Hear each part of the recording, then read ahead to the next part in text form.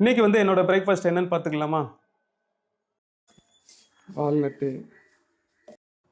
10 piece பாதாம், spoon வெள்ளரி seeds, வெள்ளரிக்காய் விதை, ஒரு ஸ்பூன் வந்து ஃப்ளாக் சீட்ஸ், ஒரு ஸ்பூன் ஹலீம் சீட்ஸ், சப்ஜா ஒரு ஸ்பூன். இது கூட நம்மளோட நாட்டு எள்ளு, கருப்பு எள்ளு, இது மட்டும் நான் ஒரு 3 ஸ்பூன் போட்டுப்பேன். இது கூட நம்ம வந்து மண்பானையில் நம்ம வந்து ஊற வைக்கிறோம். மண்பானையில் ஊற வைக்கிறதுனால என்ன ஆகும் அப்படின்னா, தண்ணி வந்து மோஸ்ட்லி மண்பானை உறிஞ்சிடும், கம்மியாக தான் இருக்கும். அதை மட்டும் நம்ம தூர ஊற்றிக்கலாம். ஓகே, அவ்வளோதான்.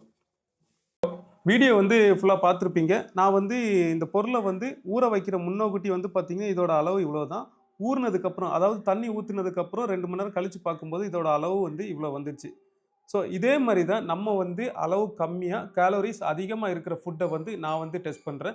அப்படி டெஸ்ட் பண்ணிவிட்டு அதை வந்து என்னோட குரூப்பில் பயணிக்கிற எல்லாருக்கும் நான் சொல்கிறனால என் கூட சேர்ந்து அவங்களும் வந்து பார்த்திங்கன்னா சுகரையும் கண்ட்ரோலாக வச்சுருக்காங்க, உடல் ஆரோக்கியத்தோடு வாழ்கிறாங்க. நம்ம இந்த பானையில் வேறு என்னெல்லாம் மிக்ஸ் பண்ண போகிறோம் அப்படின்னா, ஒரு 80 கிராம் அளவு உள்ள மாதுளப்பழம், பிஸ்தா, முந்திரி இது கூட ஆட் பண்ணுறோம். அவ்வளோதான்.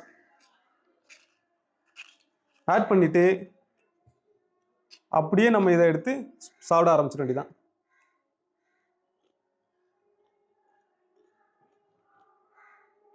இந்த வீடியோ பிடிச்சிருந்துச்சுன்னா மறக்காமல் என்னோட ஃபாலோ பண்ணிவிடுங்க. இதே மாதிரி உங்களுக்கு வந்து என்னோட கன்சல்டேஷன் வேணும்னா, இல்லை என்னோட வாட்ஸ்அப் நான் குரூப்பில் இணையணும்னா ஸ்க்ரீனில் என்னோட நம்பரை கொடுக்குறேன், கன்சல்டேஷனை புக் பண்ணிவிடுங்க. பாய்.